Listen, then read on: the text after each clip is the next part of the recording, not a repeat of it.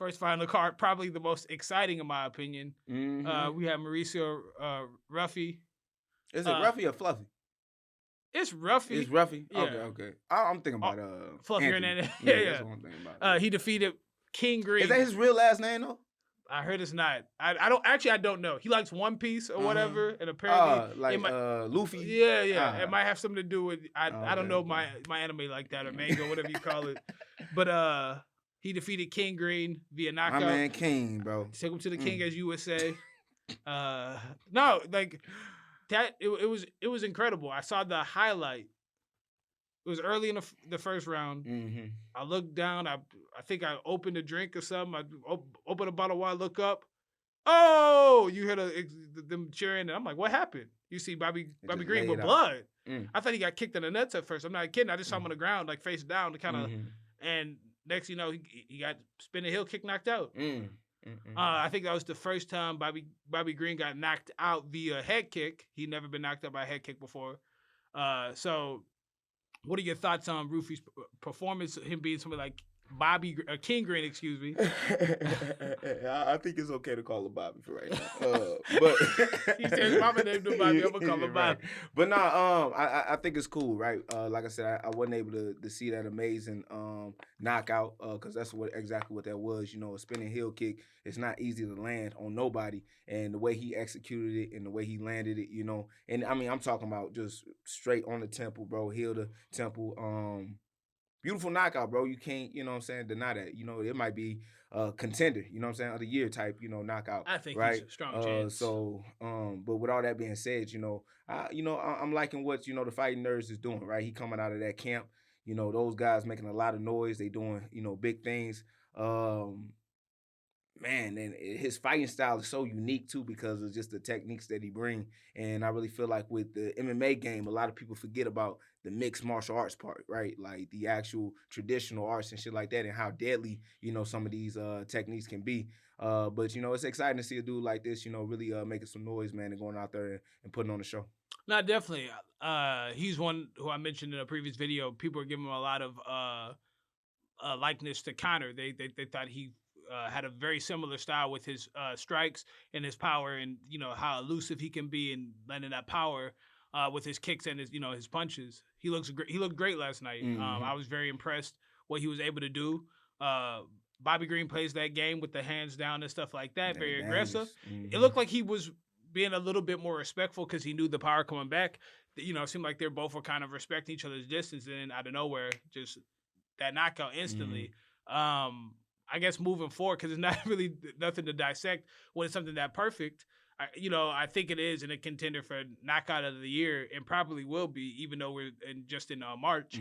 But we got something cooking. Trust me, we got something cooking to compete with that. But seeing stuff like that, bro, it is so empowering for me as an athlete, right? There's just be like, the realm of what you can do in MMA and mixed martial arts is so evolved, right? I think this is the fifth or the fourth. Actually, no, I think it's the sixth one now. Like you see a lot of guys, attempt the spinning heel kick, but a lot of guys don't land it. But I think this is the sixth knockout that you see with that technique. But I got some shit that's cooking up, man, that's similar to that, but it'd be the first of its, of its own. You know what I mean? So I can't wait to kind of display that and use that against a great opponent that we might be having coming up soon. So we just preparing and getting ready. But stuff like that, bro, that shit get me hyped. You know what I'm saying? So a good competition on the way. So do you have that in your top 10 as far as knockouts in MMA, or maybe kick knockouts? Kick knockouts. I'll probably say kick knockouts. At least in the UFC. And yeah, especially in the UFC. Yeah, with the spinning wheel kick, that's definitely up there. With one of mine with Edson Barboza. Even people forget about Vitor's spinning heel kick. You know what I mean, against Luke Rocco. Yeah, thank you. But no, that's definitely up there because, like I said, just the setup, the feint into the kick, bro, it was masterful. Yeah. Perfect. He called out Beneil Dariush. What are your thoughts about that potential matchup? There's levels to this, there's levels to this. But regardless, though, we see what his striking is about, But with a Beneil Dariush, he gonna mix it up on you, right? And he definitely gonna show you all the things that where your strengths lie, and where your weaknesses lie. So with that being said, I'm definitely up to see it, and you always should always hunt down the hardest challenge, And I think Benil Dariush would be a great fighter for him to go after. But you got to make sure that you a whole mixed martial artist though. No, I Right, agree. I complete think fighter. with the fight nerds specifically, their distance control, their accuracy, them being able to implement their game plan on the feet, they're a lot of trouble. Outside of Caio, I've not really seen most of them grapple. That's the only question mark. And when you're fighting a guy like Benil Dariush, you got to be ready for everything because he has a lot of power. His Mm-hmm. cardio is really good. He has a lot of good grappling with his wrestling and his jiu-jitsu. So it'd be very interesting to see. But they do their homework as good as anybody. But like you said, there are levels to everything. So Mm-hmm. I'd be intrigued. I think it's good that he's trying to go after a tough premier matchup to set himself apart from the crop of his peers, and you have to respect that. How do I think that fight will go? I mean, that remains to be determined. We haven't seen Benil Dariush in a while. I don't think we've seen him since Mm-hmm. the knockout Yeah. against. But man, No, but no, he lost against Charles Oliveira maybe last. Or was was the it Armin Charles? fight? I can't think remember. But he's coming off a loss. yeah, Who knows how he'll it come was a back? Charles Oliveira fight. Yeah, Yeah. well, no, he'll come back after that. So, But that's the thing about Ben Benil Benil Dariush. Dariush. Thank you. He always training, bro. Like he And always, you know what I'm losing saying? to the best of the best is different than Mhm. losing to the uppercomers Yeah. too. That's something that sometimes fight fans don't think of. Oh yeah. Next topic, I just want to give a quick shout out to, I don't want to butcher their names, Jordan Santos and Ozzy Diaz. It was a prelim. It was the first fight on the card.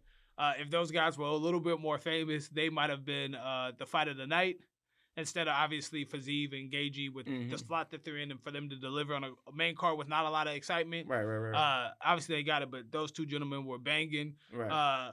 A lot of excitement. Yeah. As you say, good You- CTE. Yeah. They were Good, getting good after. exchange, right? At the end of the day, somebody trying to go home with more than just 10K. Yeah. Right. So at the end of the day, it's just that's why you see those type of fights, right? Because guys trying to make their name, right? Yeah. Guys are trying to be seen. They're trying to make some noise. So that's why it's always a good idea to watch the prelims, bro. You know Yeah, what I mean? for sure. Yeah. Your favorite fighter once was a prelim fighter. Mhm. Everybody is a rite of passage for you to be a marquee fighter. You probably start on the prelims. Very few people come from another promotion and Right, just and start get on right on the main card. Yeah, right. so that doesn't happen. But those two guys, they had a hell of a fight. I just want to highlight them. Shout out They to did them. not get the bonuses. Mhm. The bonuses went to Ruffy, Baja Mundez, Mhm. and then Gagey and Fazeev. All got that 50,000.